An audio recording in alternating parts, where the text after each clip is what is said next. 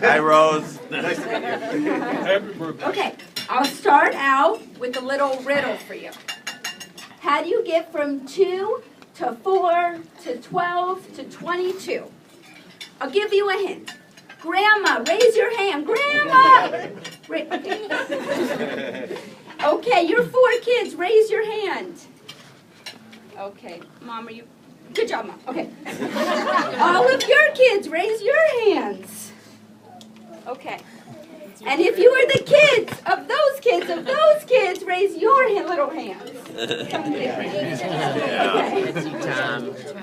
Okay. But of course, it's more than just DNA or simple biology that brings us here. Hi, honey. Because that certainly would not be enough to convince us to schlep from places like Oregon and California and Florida and D.C. and New York and Pennsylvania and more. And Wisconsin? And well, that's not really a schlepping chain, but I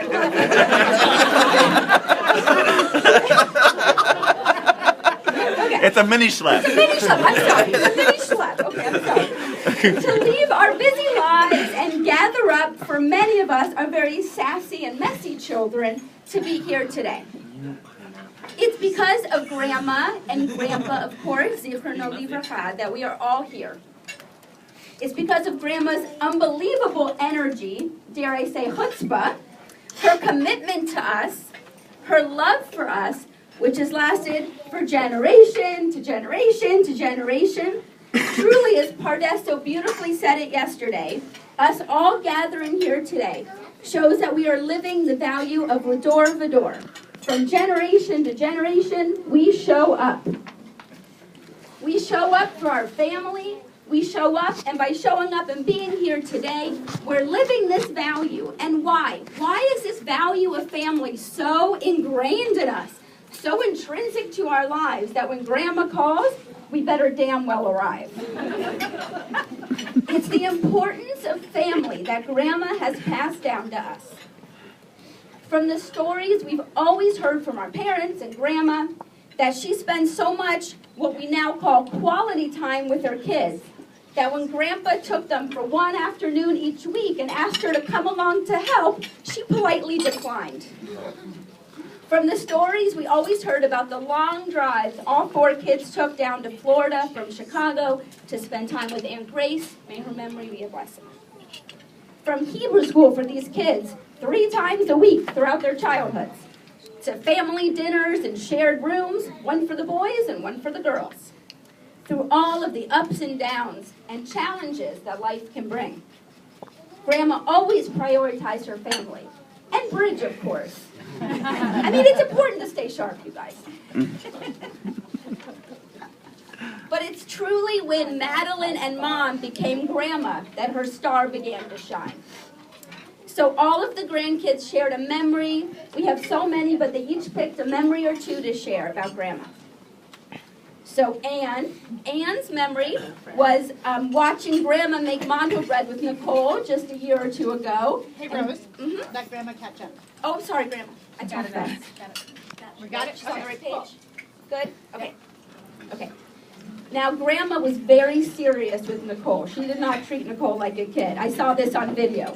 Every process, Grandma wasn't smiling. She was very serious about every single step. And she was very sharp with Nicole. And Nicole listened very dutifully and learned how to make mando bread. And for Anne, seeing Grandma and Nicole share this passion will always be a really special memory. Gene's memory was when he was deployed to Afghanistan, humble brag.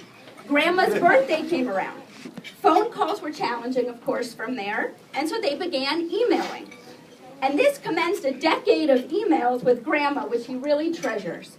Grandma is tough to keep up with on email, though. Some of us might know. You know, you work really hard to write her a response, and you fit, you know, and then immediately she writes this great response back. And you're like, oh my God, I just emailed you. Okay. Gene would send a rambling stream of consciousness email about developments in his life at work, meeting Alicia, and Grandma would send back an immediate response, perfectly composed essay on what every single person in the family is doing, how the Cubs are doing, her thoughts on war and politics, the snow levels in Chicago at that moment. He treasures those exchanges. Wait, we didn't catch up with Okay, page 4. Page 4. Okay. I'm ad-libbing a little. So I get off script. I get excited. Okay, and they're a great family history. At a touch of a button, Gene can find out what Jace dressed up for as Halloween in 2010. Spoiler alert, he was Dracula. We'll always know now. Meredith's favorite memory is that Grandma has these stories she loves to tell over and over. It's not that she's not with it. She's more with it than all of us. It brings her joy to tell the same stories over and over. One of her favorite stories is that her oldest great-grandchild and her youngest grandchild are 3 months apart. She also really enjoys the fact that Meredith's first room in NYC was technically a closet. That tickles Grandma. Meredith and Grandma also bonded over sports. Is anyone else's grandma as into sports as ours? From the Cubs, I'm really into sports, so the Cubs, or the White Sox, to the Bears, to golf. She loves those awesome Williams scissors. That's tennis. She's an avid fan and a passionate and knowledgeable supporter of Chicago sports. Dave's memory, he shares that Grandma lived for 98 years, but never truly lived until she tried summer shandy, which Meredith tells me is a beer. And of course, she tried mozzarella sticks because Dave encouraged her. Even more importantly than that, Dave loves how great Grandma is at telling stories about historical events and adding her own personal takes along the way. Jeffrey is so happy he got to do a rotation in Chicago and live with her for a month. Kevin's favorite memory is her Mondo bread.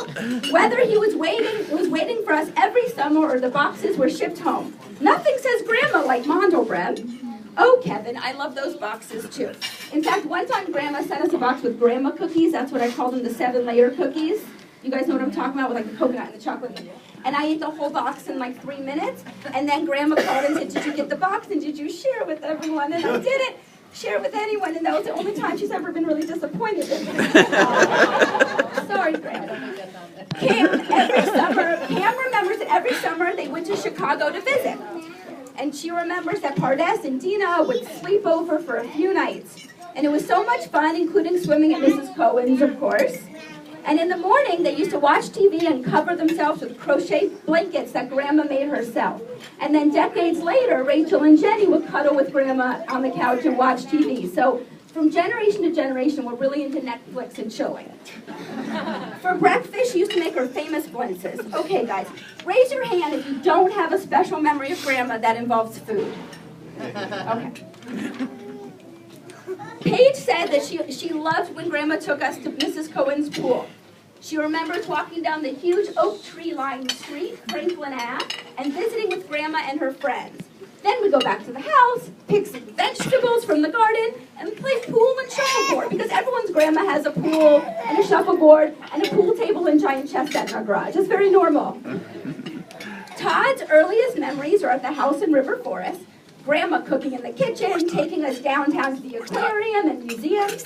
It was also wonderful being able to stay with her and Andrea in Northbrook during his time in med school. And of course, they fed him well with brisket and orzo and mango bread. This is a good one. They're all good. Part S. One great memory was throwing clay with Cam and making it stick to the basement ceiling. Grandma used to get so mad at us when we did it. I really appreciate this because Pardessa's memory is Grandma getting mad at her. And Pardes has really always been my bravest cousin. Dina shares that she's had her nail tech license for 4 years and have been working in a salon, and Grandma asked many times, and I've witnessed this, what it's like there. Is it a big place? How many ladies work there? What it's like? And Dina kept suggesting she would come for a visit. She finally got her to come to the salon last week, and Dina gave her her very first pedicure. It's a real Shakyanu moment. At the age of 100 and almost 2, and she liked it. And then Dina said, "Whoop, whoop." Did I do that okay? And my boss thought she was pretty fun. Okay, did I get every grandkid? Everybody? Okay. Really, these memories are just the tip of the Grandma iceberg. so many fun stories came